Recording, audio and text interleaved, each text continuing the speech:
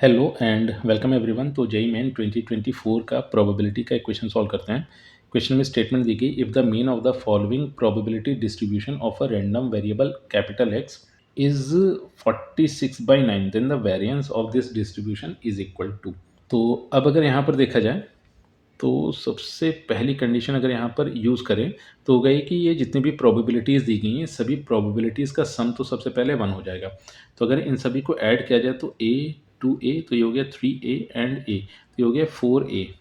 तो 4a और फिर b को अगर देखा जाए तो 3 to 5 एंड 6 तो 4a प्लस 6b इसकी वैल्यू तो अपने को 1 मिल गई है और इसको बोल देते हैं इक्वेशन नंबर 1। फिर नेक्स्ट कंडीशन अपने पास एक और दी गई है और वो कंडीशन कुछ ऐसी बन रही है कि यहाँ पर जो मीन था इस प्रोबेबिलिटी डिस्ट्रीब्यूशन का वो 46/9 दिया गया है। तो मीन यहाँ से इवेलुएट कर लेते हैं। तो मीन अगर देखा जाए तो मीन अपने को मिल जाएगा sigma of x comma p x. तो sigma of x comma p x को अगर देखें तो ये 0 मल्टीप्लिकेशन ए, फिर 2 मल्टीप्लिकेशन 2a, फिर 4 मल्टीप्लिकेशन a प्लस b, फिर नेक्स्ट 6 मल्टीप्लिकेशन 2b और फिर प्लस 8 मल्टीप्लिकेशन 3b और ये वैल्यू अपने को दी गई 46 डिवाइडेड बाई 9। तो यहाँ से भी a एंड b में एक इक्वेशन आ जाएगी। तो इसको थोड़ा सिंप्लीफाई करके लिखते हैं। तो सबसे पहले तो ये बन गया है 4a, फिर यहाँ से अगर देखें 4a प्लस 4b तो ये आ गया है 4a प्लस 4b। फिर यहाँ से अगर देखा जाए तो ये बन गया है 12b। फिर नेक्स्ट ये अपने को मिल गया है 24b is equal to 46 divided by 9।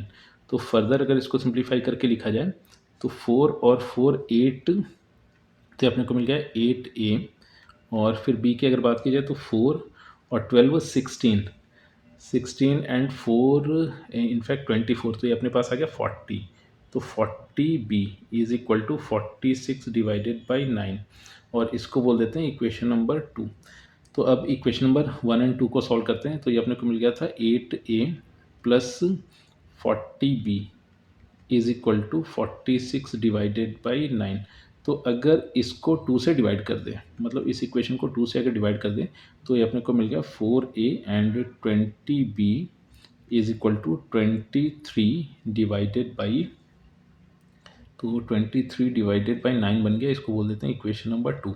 फिर इक्वेशन नंबर 1 से इक्वेशन नंबर 2 को अगर सब्ट्रैक्ट कर दिया जाए तो यहाँ पर ये आ गया माइनस एंड ये माइनस बन गया।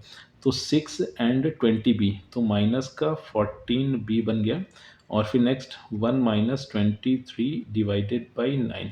इसको थोड़ा सिंप्लीफाई करके लिखते हैं।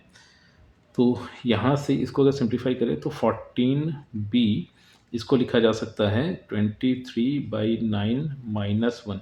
तो फर्दर राइट हैंड साइड को सिंप्लीफाई करके लिखे तो 23 माइनस 9 डिवाइडेड बाई 9। तो यहाँ से ये बन गया 14b is equal to 14 divided by 9। तो b की वैल्यू अपने को मिल गई है 1/9। अब जैसे ही b की वैल्यू अपने को 1/9 मिली तो इसे इक्वेशन नंबर 1 में पुट करके a की वैल्यू लिख लेते हैं। तो a की वैल्यू अपने को यहाँ से 1/12 मिल जाएगी। तो अब जैसे ही a एंड b की वैल्यूज़ अपने को मिल चुकी है तो यहाँ से वेरिएंस को लिखा जा सकता है। तो वेरिएंस को अगर लिखा जाए तो वेरिएंस अल्टीमेटली यहाँ से अपने पास मिल जाएगा sigma square that will be expectation of x square minus expected value of x का होल स्क्वायर। तो इसको अगर देखा जाए तो ये अल्टीमेटली अपने पास ऐसे आ रहा होगा सिग्मा ऑफ एक्स की जो भी पॉसिबल वैल्यूज़ हैं उनका square and corresponding probability of x फिर माइनस और ये अपने को एक्सपेक्टेड वैल्यू दी गई थी that is nothing but the average. तो मीन इनफैक्ट इसको बोलेंगे तो मीन अपने पास दिया गया था दैट इज़ 46 डिवाइडेड बाई 9। तो 46 डिवाइडेड बाई 9 इसको पुट कर देते हैं और इसका स्क्वायर आ गया। तो अब अपना ऑब्जेक्टिव ये है कि इस क्वांटिटी को इवेलुएट किया जाए और जैसे ही क्वांटिटी अपने को मिलेगी तो वहाँ पर ए एंड बी की वैल्यूज़ को पुट करके फाइनल रिजल्ट को लिखा जा सकता है। तो अब अगर यहाँ पर सिग्मा स्क्वायर पी एक्स की बात की जाए तो 0 के रिस्पेक्ट में तो अपने को कोई रिजल्ट नहीं मिल रहा होगा। फिर नेक्स्ट ये ऐसे दिया गया था 2 4 6 एंड 8 और 2a plus B 2b and 3b ये ऐसे दिया गया था अपने को।